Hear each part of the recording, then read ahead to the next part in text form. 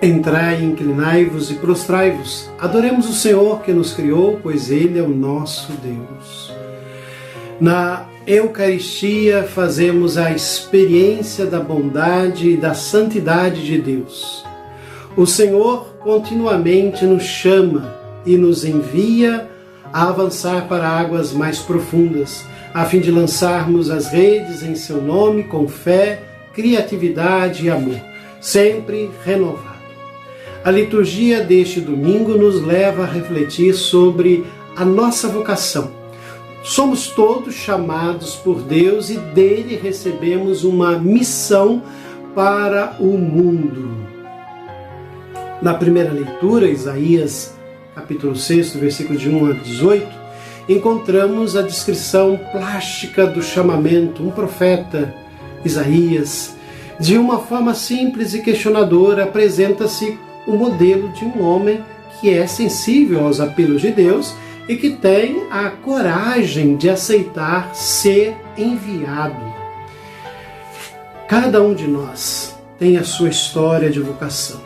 De muitas formas, Deus entra na nossa vida, nos desafia para a missão, pede uma resposta positiva à sua proposta. Temos consciência de que Deus nos chama, às vezes de formas bem banais.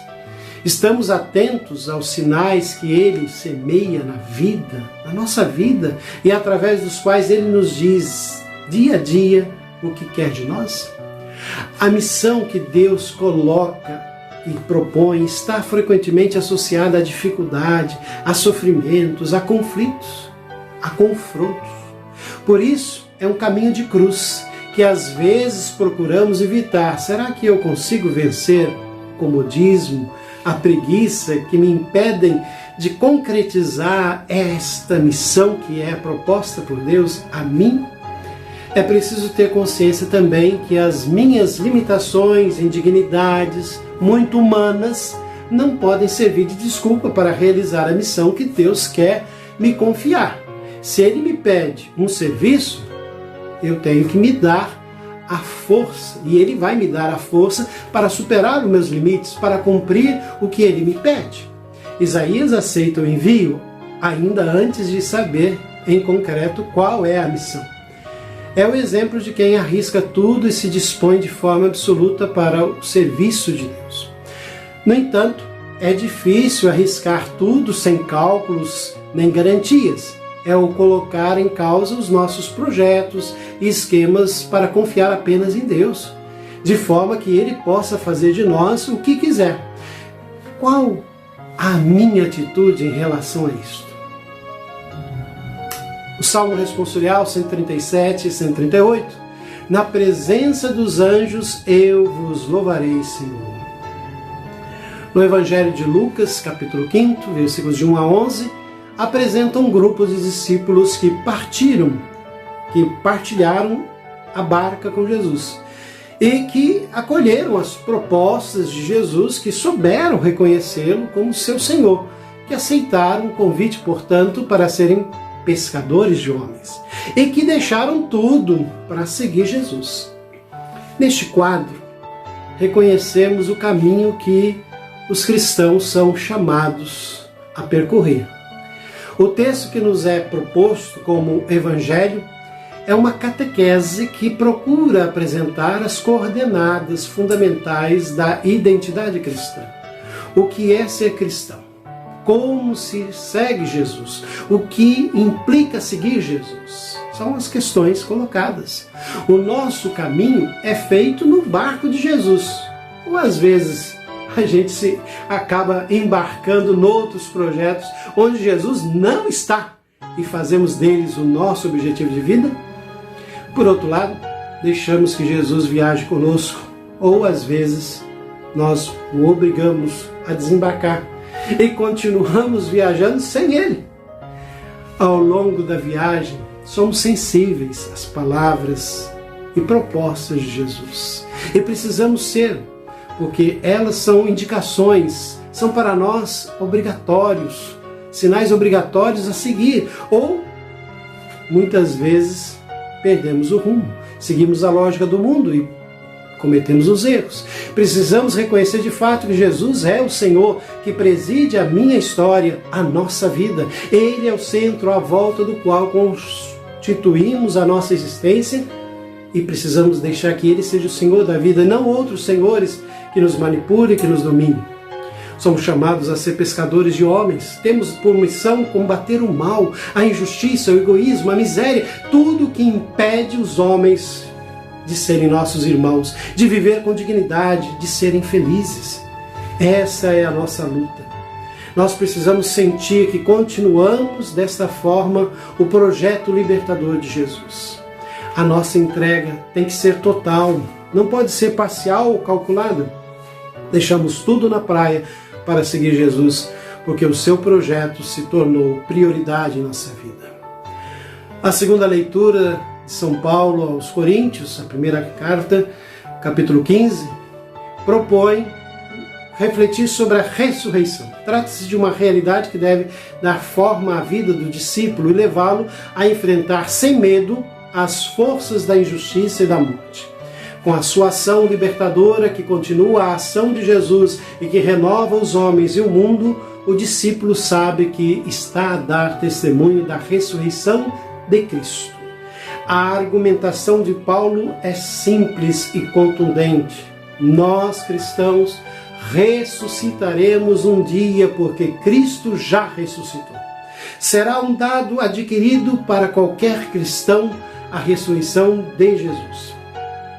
No entanto, essa ressurreição é para nós uma verdade abstrata, que afirmamos no credo ou algo vivo e dinâmico, que todos os dias continua a acontecer na nossa vida, na nossa história, gerando vida nova, libertação, amor, numa contínua manifestação de primavera para nós e para o mundo. A ressurreição de Jesus Cristo garante-nos que não há morte para quem aceita fazer da sua vida uma luta pela justiça, pela verdade, pelo projeto de Deus. Temos consciência disso?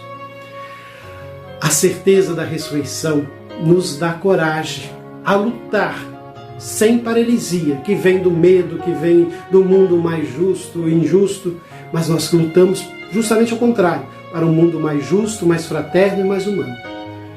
Uma vez que Pedro era pescador profissional, conhecia o seu ofício. E aquele dia era um dia, não um dia de pesca, era um dia infrutífero. E chega Jesus, carpinteiro, a dizer-lhe que fazer para lançar as redes. A primeira atitude de Simão é, naturalmente, de hesitação. Apesar de tudo, manifesta uma atitude de confiança ao lançar as redes. A palavra e a personalidade de Jesus lhe inspiraram alguma confiança. Segundo Lucas, Pedro já tinha tido ocasião para experimentar a presença de Jesus junto da sua sogra, doente com febre. A pesca é verdadeiramente milagrosa. Humanamente, não seria possível. Pedro e os companheiros admitem que este jovem rabino tem poderes sobre-humanos. Pelo menos é um profeta, um enviado de Deus, mas para Pedro ficam interrogações. A presença de Deus não acontece no templo em Jerusalém, onde são necessários ritos de purificação para se aproximar-se dele. Não. Pedro, afasta-se de mim, que sou um homem pecador. Em Jesus, Deus sai do templo de todos os templos, vem caminhar na estrada dos homens, vem ao encontro dos homens, os mais pequenos, os mais pescadores e pecadores, independentemente de qualquer purificação. E será isso o mundo? Ao contrário.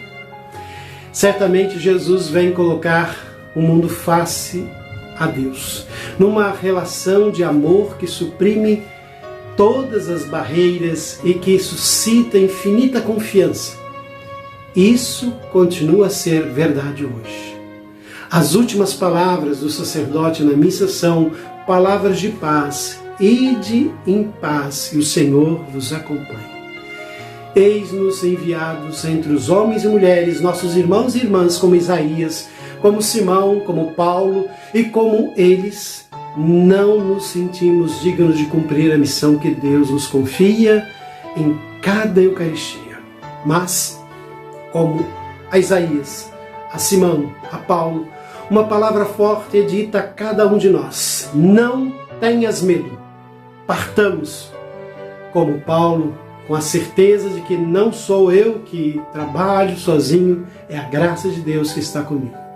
Tenham todos um bom, abençoado domingo, hoje e sempre uma boa semana.